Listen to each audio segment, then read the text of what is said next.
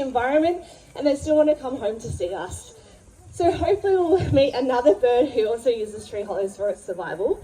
It is a pink cockatoo. When it comes out here, make sure you check out its really beautiful crest feathers. So we just have to make sure our girl's gone home before our pink major cockatoo can come out. But he also uses tree hollows for his survival, and they need really big tree hollows. So as you could probably tell, our red-tailed black cockatoos, they're quite big birds. So in the wild, a tree hollow big enough for Ivory, her mate PJ, and 2 or 3 chicks, it can take a really, really long time to form. It can take roughly around 200 years. So it is a really long time, and it means it's really important that we keep those trees in the ground where they belong. But before I tell you, there is something that we could do though to make sure that those trees do stay in the ground. There's one habit or one change that we can make, and it involves our household product. It's a product that we use every single day, but it doesn't have to be made from trees. But before I tell you what that habit is, we are going to meet another bird who uses tree hollows for its survival. This one's a little bit different though, because it is a nighttime bird of prey. It's best thought to have the best eyesight of any animal in the animal kingdom, and you might be lucky enough to see it during the day, perched high up in the tree, waiting patiently for nighttime to fall. You might even hear her before you see her fly out today. Now, our nocturnal birds of prey are our owls. We have 8 different species of owl here in Australia. I'm hoping Millie will join us a little bit further out in the arena. Here she is. So half of our species of owl belong to what we call the masked owl family. While you're walking around the sanctuary today, you might see a pair of barn owls in one of our aviaries, and they're part of this family. They have a really distinct heart-shaped face. I think everyone's a little bit struggling with the heat at the moment. They're not used to these sorts of conditions.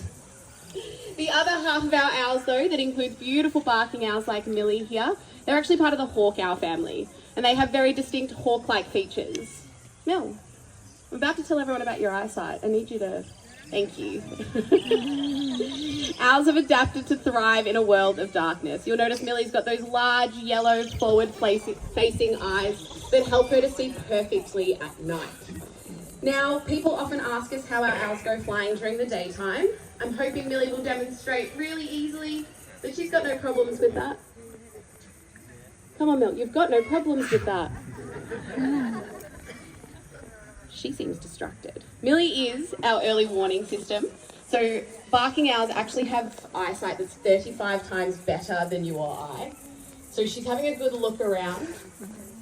I can't see that well, but it wouldn't surprise me if we did have some wild raptors in the air today. It is a beautiful day for raptors to be flying. They'll soar on those thermal currents. So owls have actually given up their ability to see in colour. They can only see in black and white. But as I said, she can still see 35 times better than you or I. You'll notice Millie, while she's on the glove, she's having a really good look around. It almost looks like owls can turn their head all the way around. They can't quite do that. But what they can do is actually turn their head left to right in an arc of 270 degrees. And that comes in really handy for owls because Millie can't move those big eyeballs inside her head. She does actually need to move her neck in order to see around. Like us, she's got some ears on either side of her head, but unlike us, Millie's ears are what we call lopsided or offset, which actually means on one side of her head, her ear is actually higher up than the other. It means she's able to triangulate sound, so she can hear left and right and up and down, which means even if she can't see her prey, she'll be able to hear them so she can find them. It means she can hunt in complete darkness. You'll hear Millie today, she's making a few little chirrupy noises. They're actually her happy noises. If Millie was in hunting mode though, you wouldn't be able to hear her at all. And that's because owls have actually adapted silent flight. Millie's got frayed flight feathers and tiny down hairs on the underside of her wings, which actually muffles the airflow, so she can hunt in complete silence if she needs to. You would think that with all of these special adaptations, barking owls would be doing really well out there in the wild. And up in northern Australia, they are. But here in Victoria, the owl you're looking at is actually a threatened species. Now, the barn owls I mentioned earlier, it is a different story for them. Barn owls have actually adapted really well to sharing the environment with people. And a pair of barn owls can actually catch and kill around 2,000 mice a year. I think Millie's decided she's done for the day. a little bit of heat. That's all right. I'll walk around so people can have a look. There you go. So those barn owls I mentioned earlier, they are a species that are doing quite well, but it is barking owls like Millie that are facing some real challenges out there and do need a helping hand from you guys. I will mention prey for barking owls like Millie isn't just rats and mice and little rodents. Millie actually feeds on other animals that rely on those tree hollows out in the wild. So prey for an owl like Millie is also things like possums, gliders and other small birds. Beautiful. Now I think Millie's done a pretty good job and coped relatively well with the heat today. You might like to give her a round of applause. Nice work, Millie. Just a word of advice for anyone who comes to our future shows: the lower you duck, the lower she will fly at you. She really does like getting a reaction out of the crowd. We do have a lot of wild raptors around, as Louise mentioned, so it's always really good to keep your eyes to the skies when you're walking around the sanctuary. We've got a pair of, or actually a family at the moment, of square-tailed kites. We've also got resident wedge-tailed eagles. So it's really great to see our wild birds flying around as well as all the ones in the show. So Louise did mention barn owls, and they're another bird that's adapted so well to living alongside us because, as their name suggests, they've adapted to living in man-made structures like barns, houses and sheds. But barking owls like Millie and our red-tailed black cockatoos that you saw earlier, they still really rely on those old-growth forests, but in particular they rely on those tree hollows to be able to survive. So I mentioned briefly that it was a household product that's made from trees, and it doesn't need to be made from trees anymore. And there's one really simple thing that we can do that will help out our birds that you see today. And before I tell you what that product is, have your mobile phone out for this next part of the show, because we're about to meet another bird who's going to show us exactly what we can do and that one habit that we can change that will go a long way to helping out our parrots like Callista here. So Callista is actually Quasi's enclosure mate. They get up to a lot of mischief, and we always have to keep them really well engaged with all their enrichment. What do you want to show us? Fight for wildlife. Good job, Callista. Give him a round of applause. He's done well. So what we would like you to do today is, with your mobile phones, we'd like you to pledge to switch to using 100% recycled toilet paper. So that's the product that I've been alluding to earlier. So what we would like you to do with your phones is text the word WIPE, W-I-P-E, to the number on the banner. But more importantly, we'd like you to pledge to switch to using 100% recycled toilet paper, because that means using alternative paper products. But importantly means that you're keeping those trees in the ground where they belong, and you're helping not just the birds you see today, but all the other wildlife you see around the sanctuary as well. Now, every Spirits of the Sky show is a little bit different. We fly different birds on different days. And as Lauren mentioned earlier, they all do have the choice in which they come out and participate. So for our final bird today, I would love you to meet one of my personal favourites. He's actually the world's most specialised fishing raptor. Where a lot of other birds that feed on fish, or raptors specifically, will grab the fish off the surface of the water, the next bird we're going to meet will actually dive underneath the surface of the water, up to a depth of around about 1 metre. His name's Alvy, and he's an osprey.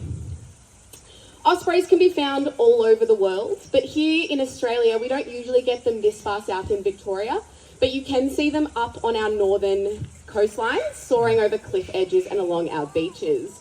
Alvy's just doing what Alvy does. Alvy is the last bird we fly for a very good reason. He has quite a loose sense of time. Beautiful. No, you don't want to land? You just want to show off a little bit? So this is Alvy. So ospreys have a few special adaptations that actually enable them to be the world's most specialised fishing raptor. Those talons on his feet are curved individual fish hooks. They have a locking mechanism in their feet that enables them to grab onto the fish and secure it in there. And they also have rough pads on the bottom of those feet called spicules that make their feet really, really grippy. So they are absolutely perfect at hunting for fish. Now I do have a pond, and I have Alvy's favourite snack of whiting. So I'm hoping I can encourage Alvy to demonstrate that dive behaviour for you today.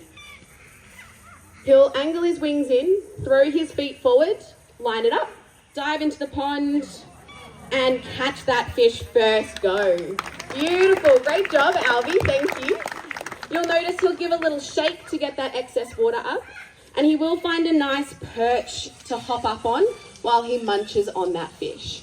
Now, Alvy might, when he finishes that fish, come down to me in 5 to 10 minutes. He might come down to me in 3 to 4 hours. We're never quite sure which Alvy we're going to get, But if you do see an osprey flying around today making that little pip pip noise, that's Albie. If you could tell him to come back home, because I'll be sitting in here just waiting for him to get back. Now, these dazzling parrots and amazing raptors have united today to share with you their ability to adapt to change. We hope that they've inspired you. And while some species are doing really well out there in the wild, some are facing some real challenges. So if you can change your habits to protect habitat, you'll not just be helping our beautiful birds, but actually all of our Australian wildlife.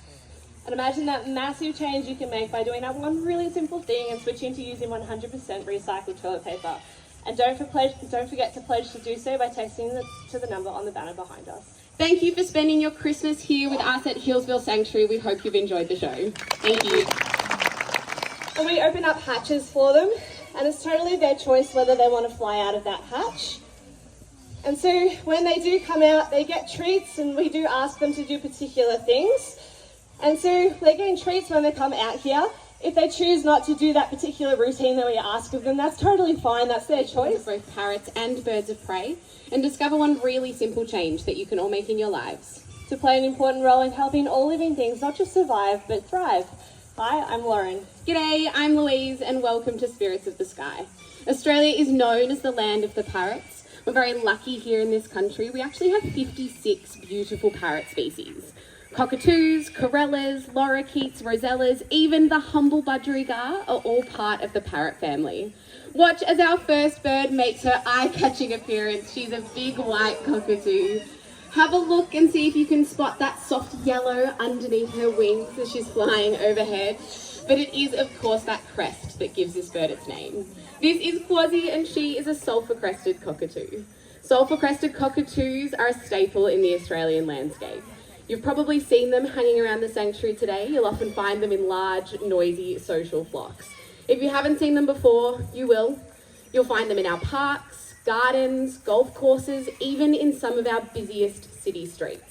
And while we do love success stories, and sulphur-crested cockatoos are a species that are doing really well out there in the wild, as our show goes on, you will meet some species that are facing some real challenges out there and do need a helping hand from people just like you.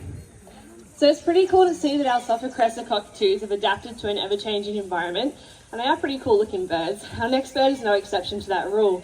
This one lives in far north tropical Queensland, along the Cape York Peninsula, and it uses its really bright colours to help it to blend in and survive in the environment. You're probably wondering, how do bright colours help an animal to survive when usually they blend in into the greens and the browns of their environment? Well, this is Les, and whilst he flies around, check out his beautiful colours. He's got that green on top, he's got the red and the blue under his wings, and he's got that really stunning bright orange beak. As I said, this is Les, and he's a male eclectus parrot. For 9 months a year, he flies around the rainforest canopy and collects fruits and flowers for his female mate. So whilst he does that, he actually blends in really well with his environment.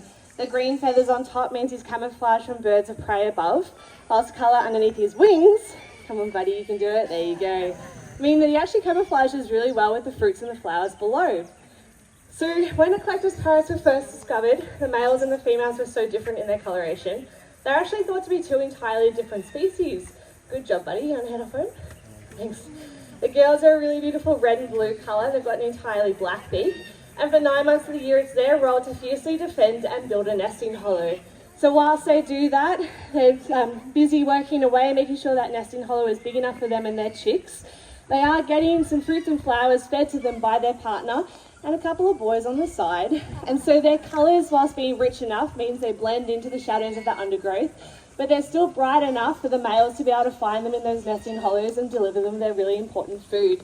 So it is really cool to see the colour as an adaptation in our birds, and it's a way for our birds to survive. And it's great to see that some of our birds are doing really well out in their environment, but some of them are really struggling, and they do need a helping hand from us. So around this time of the year, we are pretty lucky to see yellowtail black cockatoos flying over as they migrate through Victoria, and they might stop around and hang out in the trees. You might even see some today whilst you're out in the sanctuary. But I am about to talk about their cousins. They are a bit more threatened than our yellowtails. They are our red-tailed black cockatoos, and if they do come out and join us, hopefully, you will see the difference between the males and the females. So this one flying across here is Ivory. She's one of our females. You can tell the difference because the girls have a really beautiful yellow speckling across their shoulders, and they've got bands across their tail as well. Looks like PJ might have decided to stay home today because it's a bit hot, and that's totally fine. The boys are a solid black colour and they've got a really thick red band across their tail. Here he comes now. That's PJ. So you can tell the difference. He's that really solid black colour. So they are pretty beautiful birds coming down to the ground for a feed. We also have another girl up here. Hopefully when she comes down she'll say hello. This is Karak, so he's another one of our females. So just giving you a really good kind of an indication. You want to come down, girl? That's, oh no, I'm really slow. I'm getting both of them. That's all right. I'm going to see if Ivory will head off home.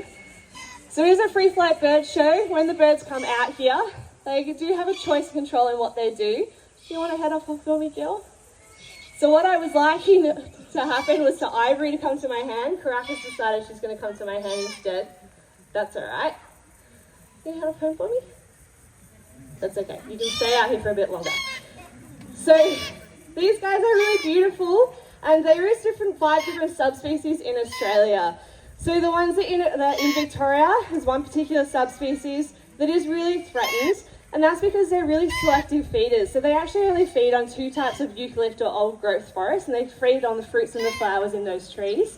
And it means that there's not a lot of those forests around for them to be able to feed on. So they are declining in numbers. And it's estimated that there's only 1,500 left of them in Victoria. Bear with me for just a minute. I'm going to see if she'll head off home for me. I'm going to walk her home a little bit just to make things a little bit easier. You want to come with me, Gil? It's a very hot day today, and it does sometimes make it really hard to fly.